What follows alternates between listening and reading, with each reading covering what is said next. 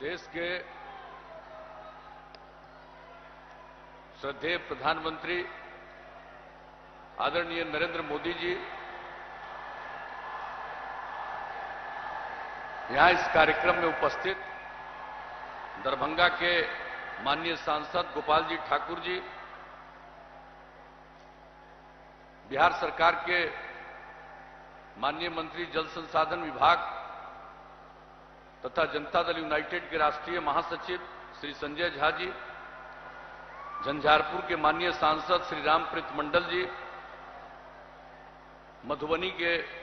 माननीय सांसद श्री अशोक यादव जी, भाजपा के प्रदेश महामंत्री और मंच के संचालक श्री सुशील कुमार चौधरी जी, यहां उपस्थित विधानसभा क्षेत्रों से एनडीए के सभी प्रत्याशीगण जो दरभंगा के हैं और यहां से जुड़े हुए हैं, मधुबनी के भी सभी हमारे एनडीए के प्रत्याशीगण और यहां उपस्थित एनडीए के चारों घटक दलों के सभी नेतागण, प्रिंट एवं इलेक्ट्रॉनिक मीडिया के पत्रकार मित्रों, छायाकार बंधुओं और इस चुनावी सभा में उपस्थित बहनों एवं भाइयों, मैं सबसे पहले आदरणीय प्रधानमंत्री जी का स्वागत करता हूं, उनका अभिनंदन करता हूं। उन्होंने समय दिया है और आप सब लोग जो आज सुबह से ही इतनी बड़ी संख्या में इस चुनावी सभा में मौजूद है, इसके लिए मैं आप सब लोगों को हृदय से धन्यवाद देता हूं और आपका मैं अभिनंदन करता हूं। आज हम सब लोग यहां पर आए जो देश को विकास के रास्ते पर ऊंचाई तक ले जा रहे हैं, आदरणीय प्रधानमंत्री जी जिन्होंने बिहार के विकास के लिए, जैसे देश के विकास के लिए, बिहार के विकास के लिए तो किया ही है, लेकिन बिहार के लिए कुछ विशेष पहल की है, इसलिए हम सब लोग उन्हीं को सुनने आए और हम तो सबसे पहले इस बात के लिए विशेष तौर पर आपके समक्ष हम जरूर बधाई देना चाहते हैं। ये जो कोरोना का संक्रमण हुआ है पूरे दुनिया में और उसके बाद उसके रोकथाम के लिए जो आदरणीय प्रधानमंत्री जी ने देश में करने की कोशिश की है और जिस प्रकार से बिहार में भी काफी मदद मिला और हम लोग बहुत हद तक इसको नियंत्रित करने में कामयाब हुए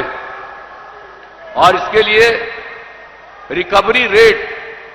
बिहार में 95% से भी ऊपर है और जो सब प्रकार का टेस्ट हो रहा है वो काफी अच्छी संख्या में किया जा रहा है। ये सब काम तो किया जा रहा है, लेकिन जो सबसे बड़ी बात है कि हमारे राज्य के जो लोग दूसरे जगहों पर काम करते थे उनको लौटकर अपने राज्यों में जाने के लिए और खास करके बिहार के लिए विशेष ट्रेनों का इंतजाम किया गया और बड़ी संख्या में लोग आए। और यही नहीं, जो सारे राशन कार्ड धारियों को जो पीडीएस के अतिरिक्त यानी अप्रैल से ही शुरू हो गया है और पूरे नवंबर तक प्रति व्यक्ति 5 किलो अनाज और हर परिवार में 1 किलो दाल या चना का जो आयोजन किया गया है, कितनी बड़ी बात है। और किस तरह से जो एलपीजी कनेक्शन है उसमें मुफ्त में उन गरीब लोगों को एलपीजी का गैस सिलेंडर उपलब्ध कराया गया। प्रधानमंत्री जनधन योजना के अंतर्गत महिला लाभार्थियों को 500 रुपये प्रति माह की दर से राशि दी गई। इस तरह से प्रत्येक काम और हम लोगों से भी जो संभव है हम लोगों ने बिहार में करने की कोशिश की है। और इन सब चीजों की स्थिति में चुनाव हो रहा है और चूंकि चुनाव हो रहा है ऐसी परिस्थिति में, इसलिए समय कम है और कम समय में भी जो आदरणीय प्रधानमंत्री जी ने बिहार के लिए इतना समय दिया है, मैं इनके लिए पुनः इन्हें धन्यवाद देता हूं। और एक बात मैं आपको कहना चाहता हूं कि जो कुछ भी केंद्र के द्वारा जो प्रशंसनीय योजनाएं हैं, जितने हमारे काम कर जो किसान हैं उनको प्रति वर्ष 6,000 रुपए की सहायता देना, बिहार के विकास के लिए जो काम हो रहा, इलाज में तो 5 लाख रुपया एक परिवार के लिए देते ही है,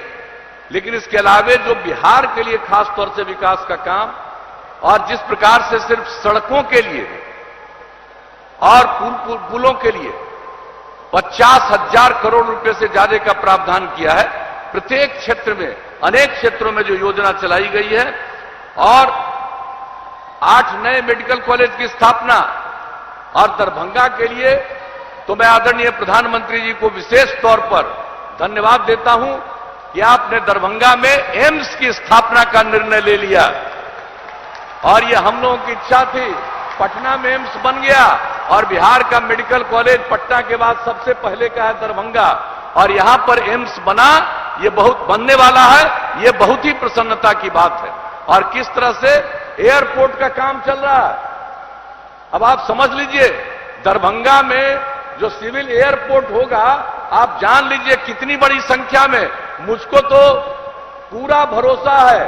कि यह तो अंततोगत्वा दरभंगा का एयरपोर्ट एक अंतर्राष्ट्रीय एयरपोर्ट में परिणत होगा। इतने लोग हमारे यहां पर लाभान्वित होंगे, तो इन सब चीजों के लिए तो मैं हृदय से धन्यवाद देता हूं। और जो भी काम करने का मौका मिला, हम लोग बिहार के हित में काम कर रहे हैं। अगर आप लोग फिर मौका दीजिएगा तो आदरणीय प्रधानमंत्री जी नरेंद्र भाई मोदी जी के नेतृत्व में जो देश चल रहा,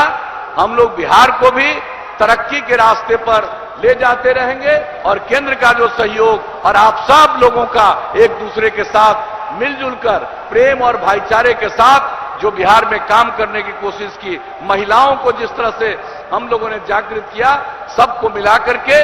देश और आगे बढ़ेगा। अगर अगली बार आप मौका दे दिए तो निश्चित रूप से बिहार एक विकसित राज्य में परिणत होगा, इसका मुझे पूरा भरोसा है। और यही कहते हुए हम आप सब से यही निवेदन करेंगे कि एक एक वोट एनडीए के सभी उम्मीदवारों को आप जिताइएगा, विजयी बनाइएगा, यही आप सब लोगों से आग्रह है और निवेदन है। और हम सब लोगों को आदरणीय प्रधानमंत्री जी को सुनना है। इन्हीं शब्दों के साथ मैं सब आपको पुनः धन्यवाद देते हुए अपनी बात को समाप्त करता हूं।